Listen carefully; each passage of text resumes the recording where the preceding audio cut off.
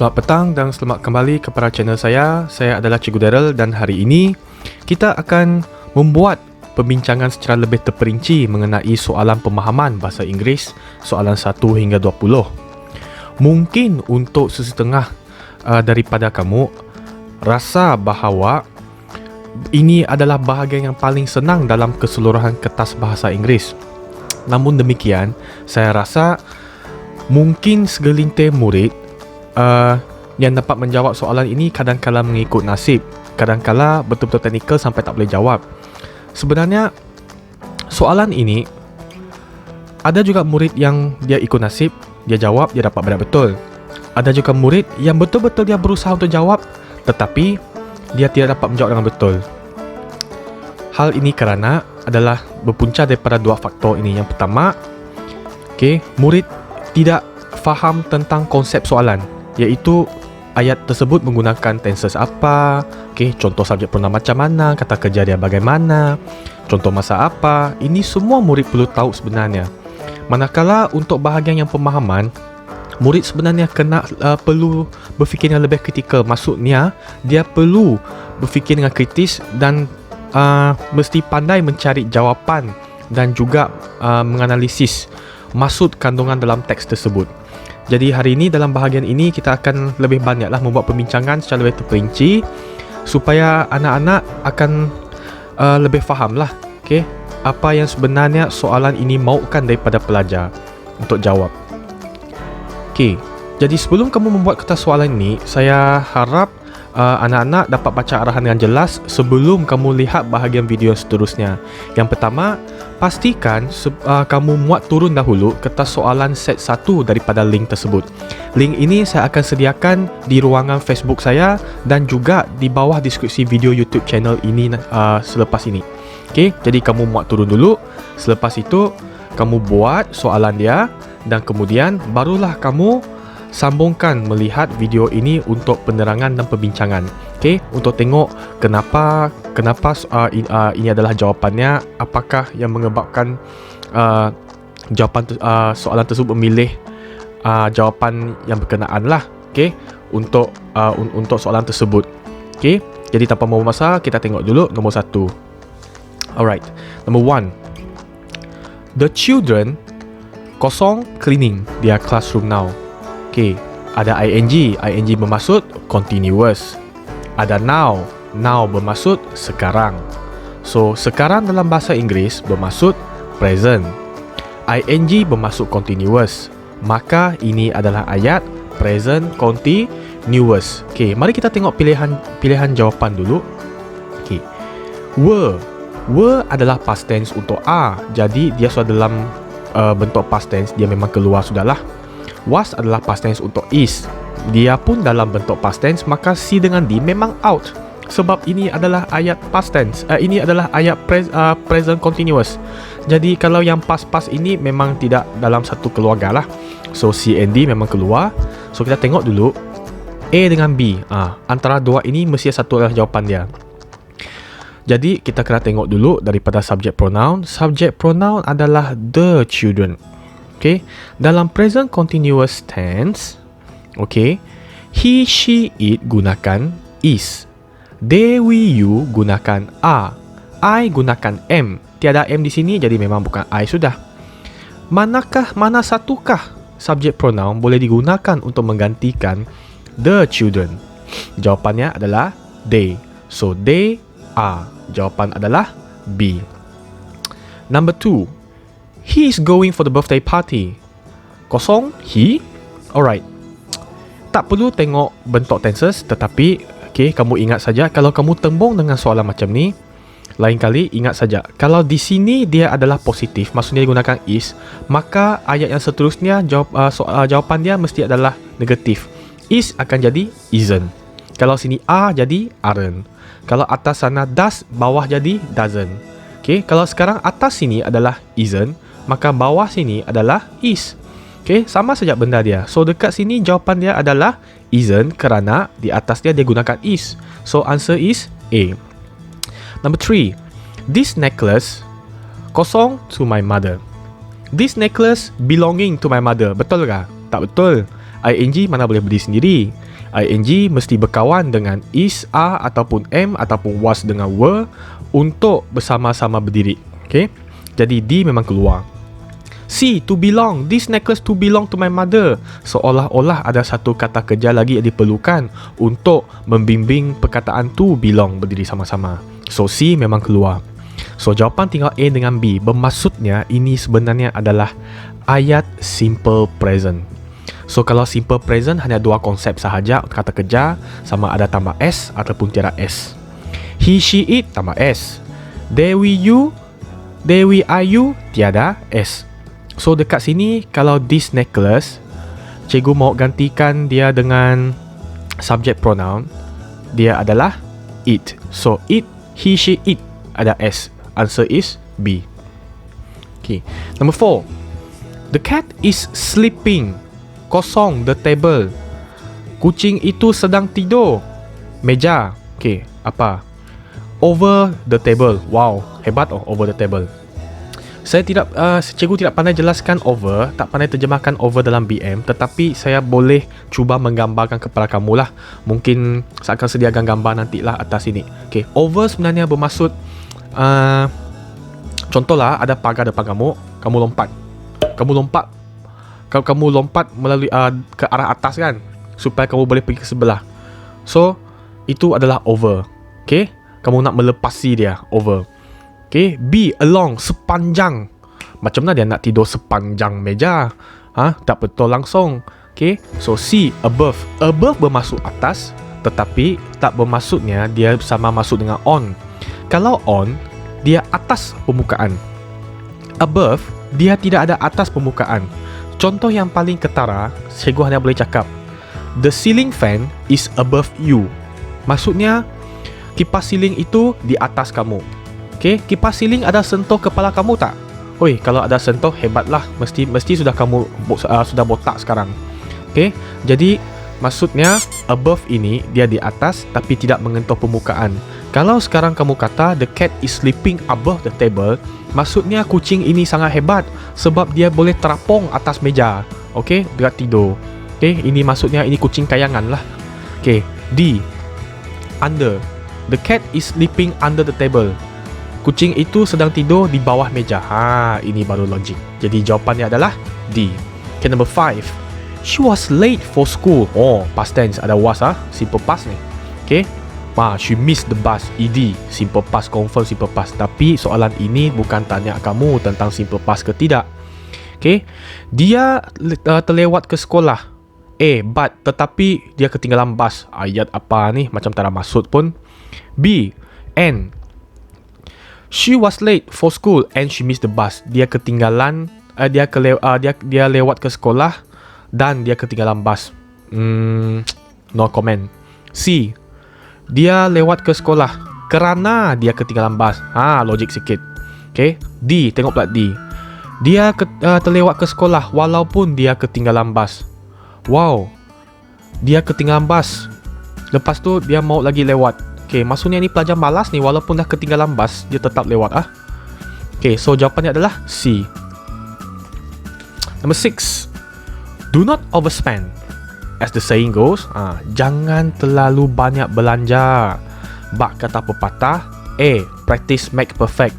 Practice makes perfect, maksudnya semakin banyak latihan kamu buat, semakin baguslah prestasi kamu. Okay, itu maksudnya practice makes perfect lah. Okay, B, a stitch in time save 9. Maksudnya, jikalau sesuatu masalah kamu dapat selesaikan lebih awal, maka kamu akan dapat menjimatkan lebih banyak masa untuk membuat kerja-kerja yang lebih nanti. Okay, dan C, every cloud has a silver lining. Bermaksudnya, setiap masalah yang kita hadapi dalam hidup ini, dia ada hikmah dia sendiri. Okay, ada kebaikan di sebaliknya lah, maksudnya lah. Okay, D, cut your coat according to your cloth. Ini bagaikan seperti peribahasa bahasa Melayu ni. Okay, ukur baju di badan sendiri. Maksudnya, kamu buatlah sesuatu mengikut kemampuan kamu sendiri. Bukannya gaji kamu 3,000 tapi belanja bulanan kamu 5,000. Jadi setiap bulan kamu hutang 2,000. So the answer here is D. Okay, ukur baju di badan sendirilah. Number 7. Untuk soalan macam ni, mungkin sesetengah kamu akan rasa ayat tenses dalam petikan ini ditentukan oleh ayat pertama dia. Tidak semestinya, sebab kadang-kala ada juga petikan yang sangat licik. Dia gunakan ayat pertama sebagai pengenalan, tetapi ayat kedua dia bermula satu lagi cerita menggunakan past tense. So, saya tidak galakkan murid hanya tengok ayat pertama sajalah. Tapi kamu tengok satu persatu ayat dengan syarat kamu mesti faham konsep setiap tenses. Okay, so mari kita baca ayat ini. Mr. Renga is a retired teacher. He, maksudnya sini present tadi ayat pertama. Ayat kedua, he kosong to go for walks in the Ayer Forest Reserve every day. Every day, mana satu tenses yang menggunakan every? Okay, simple present. So simple present konsep dia hanya sama ada S ataupun tiada S. He, she, it tambah S, they, we, ayu tiada S. Jadi sekarang sini subjek pronoun apa? He. Maka jawapan adalah B, likes. Okay. Number 8. Sometimes he brings along some bread to feed animals that live there. Sebenarnya jawapan dia adalah tiada jawapan, yang bermaksud D lah, zero article. Apabila sesuatu benda itu dikatakan sesuatu countable noun, dikatakan dalam bentuk plural iaitu banyak, sebenarnya depan dia ikut peraturan tidak patut meletakkan the ataupun sebab bermaksud satu, dengan n bermaksud satu. Okay? Cuma n digunakan untuk perkataan-perkataan yang bermula dengan bunyi e, i, o, a. Maka boleh gunakan n dan dengan syarat mesti satu. Tetapi untuk dia hanya bermaksud satu, tapi untuk semua jenis perkataan kecuali e, i, o, a. Okey? Dan the ini dia ada beberapa syarat lah untuk menggunakan the. Kalau the dia digunakan untuk contoh mungkin negara yang memang nama dia sendiri ada the, itu yang pertama. Dan yang kedua, dia digunakan apabila ada kepastian. Contoh, I saw a boy yesterday. The boy is Ahmad. Okay. Ayat pertama, I saw a boy. Saya tak pasti siapa budak lelaki itu. Okay. Sebab itu saya gunakan tak pasti. Jadi apabila saya tengok dengan lebih dekat, oh, the boy was Ali. Okay, contohlah. So, dekat sini, the digunakan untuk sesuatu yang telah dikenal pasti. Jadi, apabila dekat sini, konteks nombor 8, animals. Okay, yang pertama, kamu belum pasti lagi itu animal apa. Okay, lepas itu, yang kedua, memandangkan dia banyak, maka dia terpaksa gunakan zero articles. Sebab kalau ikut buku teks tahun 4 ke atau 5, okay, the ini tak boleh digunakan bersama dengan plural noun, plural uncountable noun. Alright. Okay, kalau tidak silap saya lah. Kalau silap saya, kamu betulkan saya lah. Okay. Number 9. After his walk, he sits on a bench and relaxes for a while. Okay. Kosong, he returns home. He always feel good after his walks. Selepas dia pergi berjalan, dia duduk di atas bangku dan berehat seketika selepas dia balik rumah. Logik kah? A. Tak logik. Kalau dah dia balik rumah, macam mana nak duduk? Okay. B. Setelah dia berjalan, dia duduk di atas bangku dan berehat seketika apabila dia balik rumah. Macam pelik pula. Okay, C. Since. Selepas dia berjalan, dia duduk di atas bangku dan berehat seketika. Since, sejak dia balik rumah. Pelik lagi pelik ayat ini. Okay, D. After his walk, dia duduk atas bangku dan berehat seketika sebelum dia balik rumah. Ini baru logik. So, jawapannya adalah D. Alright. Okay, next, number 10. The shopkeeper spoke rudely to the customer. Tengok arahan. Kata berlawanan, maksud. Rudely bermaksud dengan kasarnya. ly dekat sini bermaksud dengan. Okay. Jadi, dekat sini kamu akan cari perlawanan maksud. Rudely bermaksud dengan kasarnya. Pekedai itu bercakap dengan kasarnya dengan pelanggannya. Okay. A. Softly dengan lembut. B. Loudly dengan kuatnya. C. Angrily dengan marahnya. D. Politely dengan sopannya. So, rudely dengan kasarnya mesti berlawanan dengan sopan. So, jawapan dia adalah D. Okay, 11. Tengok tanda baca. Okay. A. Kita tengok dari D dulu lah. Okay, dari atas ke bawah, dari bawah ke atas. Okay, Santa's uncle is staying in the Masili Tower apa? Oh, banyak betul salah. Santa dah lah nama orang. Lepas tu dah lah dia huruf pertama dalam ayat. S mesti huruf besar. So, lepas itu Masili Towers Apartment. Ini adalah nama tempat. So, M dengan T mesti huruf besar. So, D memang out. C. Santa's uncle is staying in the Masili Towers Apartment. Jadi pula soalan. Mana boleh? Ini sepatutnya satu pernyataan. Okay, B. Santa's uncle is staying in the Masili Towers Apartment. Banyak pula koma. Ini sekarang bukan suruh kamu buat pilihan. Kenapa banyak betul koma? Okay, jawapannya adalah A. Santa's uncle is staying in the Masili Towers Apartment. Okay, nice. Next.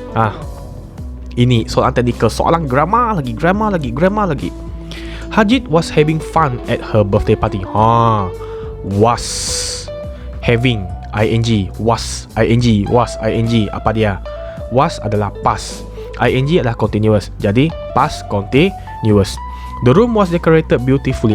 Dekat sini was decorated. Walaupun dia sini ada was, hari tu cikgu kan kata was mesti dengan ing kan, tapi kenapa ni was dengan ed? Sebab ini adalah ayat pasif. Jangan risau, nanti ada masa saya akan buat satu lagi video untuk jelaskan ayat pasif lah, supaya kamu tahu. Okay, beautifully with. Jangan main lantak saja. Jangan kamu suka hati tembak jawapan. Tengok betul gambar di sini. Dia kata bilik itu dihiasi dengan cantiknya. Dengan apa? Apa benda ni yang ke atas tu? Yang terikat dekat atas ceiling sana. Balloons, alright? Curtains bermaksud langsir. Siapa nak ikat langsir atas ceiling? Ribbon. Okay, ribbon. Adakah ribbon? Tiada ribbon. Ini tali-tali ni, bukan ribbon. Flags, bendera. Oh, mana bendera? Orang tengah buat sambut happy birthday, bukan happy national day. Okay, jadi tengok betul-betul lah. 12 adalah D, alright? Okay, 13. There was lots of delicious food and also a birthday cake.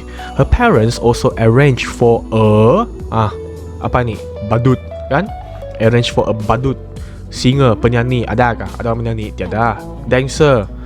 Dancer penari. Tak ada pun orang menari. Magician, ahli magis, lagi hebat lah. Ada David Copperfield kah? Ada David Blaine kah? Ada Cyril kah? Tiada. Jawapan dia adalah A. Clown, badut. Okay, 14. Hajid was very. Dah lah, ini birthday party, ada badut. Kalau ini birthday party kamu rasa apa perasaan kamu? Mestilah happy kan, mestilah teruja kan. Jadi jawapan dia adalah D. Excited. Excited di sini maksudnya teruja. Okay, kalau kamu sedang mendengar video saya ini dan kamu sudah siap kertas soalan saya, tolong tuliskan masuk perkataan dia di tepi perkataan ini ya. Okay, tepi excited tuliskan teruja. Angry bermaksud marah, polite bermaksud sopan, sad bermaksud sedih. Number 15. She could not wait to open all the presents. All the presents. Present tu dekat mana sekarang? Dekat mana sekarang presents? Presents sekarang berada di atas meja. So, on lah. Okay, on. Kamu tidak boleh kata in. Okay, sebab in tak logik. Kalau kamu kata in, maksudnya meja tersebut ada lubang lagi di dalam. Kamu boleh letak lagi benda tu dalam meja. Oh, punyalah hebat kamu. Okay, so B, on, atas lah, atas permukaan meja. By. By dengan beside, saya rasa lebih kurang sama lah. Macam tepi-tepi, siring-siring jatuh saja. Okay, jadi tengok si logik lah, mana mungkin makanan letak tepi meja. Kalau makanan letak tepi meja, apa gunanya meja? Maksudnya makanan di atas lantai kah? Okay, so kamu kena fikir sendirilah, ikut logik. Logical thinking mesti ada. Soalan 16 hingga 20. Ini yang selalu mungkin banyak murid yang salah lah, sebab kurang analisis dan juga pemahaman terhadap teks itu. Okay, kamu jangan hanya baca teks untuk mengorek jawapan, tapi kamu baca teks untuk pemahaman kendiri juga. Okay, so 16. Gunakan teknik inilah. Mungkin kamu pun sudah belajar teknik ini. Anak-anak murid cikgu pun belajar macam ni saja. Okay, mereka gariskan untuk korek jawapan kan. Tapi yang penting baca untuk kefahaman. Okay, 16. Which group of students could take part in the contest? Kumpulan murid mana satukah yang boleh mengikuti pertandingan ini? Tengoklah jawapan dia. Okay, nombor 16. The winner of the state. Okay, pemenang. Okay, pemenang pertandingan menulis cerita bahasa Inggeris peringkat negeri. Kalau peringkat negeri, mestilah daripada asal negeri dia dari mana? Okay, negeri 9. So kalau pertandingan itu peringkat negeri, maksudnya murid yang mengikuti pertandingan itu mestilah dari negeri yang sama. So jawapan dia adalah students from Negeri Sembilan. 17. Why did Sui Peng have tears in her eyes when she went to receive her certificate and prize? Mengapakah Sui Peng terdapat tangisan air mata di dalam matanya apabila dia pergi menerima sijil dan hadiahnya? Okay, ada bukti dia. Cari dulu tears. Tears of joy. Joy bermaksud kegembiraan. Okay, tangisan kegembiraan. So maksudnya dia gembira sampai terharu baru dia menangis. Okay, bukannya semua benda mesti sedih baru nangis. Okay, ada juga orang yang marah sampai nangis, ada juga orang yang gembira sampai nangis. Jadi jawapan kat sini adalah C. Dia gembira kerana semua pengorbanan yang dia buat, okay, sangat telah membuahkan hasil lah, berbaloi lah. Okay. Number 18. Who helped Sui Peng the most for the contest? Jawapan ni sebenarnya boleh cari. Okay, tapi kamu kena faham. Soalan tanya, siapa yang paling banyak membantu Sui Peng untuk pertandingan tersebut? Jangan kamu tulis mak dia. Sebab mak bapak dia dekat sini, macam tidak pun mereka petikan tulis tentang sumbangan mak bapak mereka. Okey, mak bapak hanya datang untuk tengok dia ambil hadiah, kemudian hanya memeluk dia dengan gembira sahaja. Tapi dekat sini siapa yang paling banyak membantu? Mr. Kumar. Tengok apa yang Mr. Kumar bantu. Bagi dia buku untuk baca, lepas tu bagi dia lagi bimbingan, bagi dia lagi maklum balas tentang cerita yang dia tulis. So Mr. Kumar lah sebenarnya jawapannya adalah her teacher. Okay, 19. The phrase burn the midnight oil shows that ini tak boleh korek lah. Ini memang ikut kefahaman sendiri. Kalau kamu ada hafal maksudnya burn the midnight oil, sebenarnya ini adalah peribahasa yang bermaksud kamu bekerja sampai lewat malam, kamu berusaha, work very hard. Okay, burn the midnight oil, maksudnya jawapan adalah A. Okay, burn the midnight oil tidak bermaksudnya kamu tidur, kamu sampai lewat malam baru tidur, tidak. Okay, burn the midnight oil maksudnya kamu bekerja sampai lewat malam, kamu sangat berusaha, kamu berusaha lebih banyak daripada orang lain. Okay, so the answer is A. 20. What did Sui Peng do to improve her writing? Okay, apakah yang Sui Peng buat untuk meningkatkan penulisan dia? Okay, jawapan di sini. Reading the books to improve. Okay, kata kunci ada sana improve.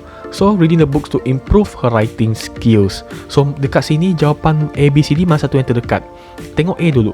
She had group discussions with her classmate. Dia membuat kumpulan perbincangan dengan rakan-rakannya. Tak ada pun dia sebut dengan rakan dia. So A memang keluar lah. B. She asked her parents to help her write her story. Wah, dia minta mak bapak dia tolong tulis kah? Adakah? Tiada. Okay, semua dia tulis sendiri bah. Kan dia tulis sudah she always love to write stories. So B memang keluar. C. She make sure she finish all her homework early. Macam tak tersebut pun tentang homework. Okay, dia hanya kata dia suka membaca, dia suka menulis saja. Dia suruh gurunya membimbing saja. Okay, D. Dia membuat banyak kajian dan mengikuti nasihat gurunya. Kamu tengok kenapa disebut kajian. Kamu tengok yang 20 sini, reading the books to improve. Dia membaca buku. Okay, membaca buku untuk meningkatkan kemahiran menulis dia. So maksudnya, bila kamu baca buku, kamu mengkaji kan kandungan daripada buku tersebut, perkataan yang diberikan, yang digunakan dalam buku tersebut untuk digunakan semula dalam penulisan kamu. So ini dikatakan kajian.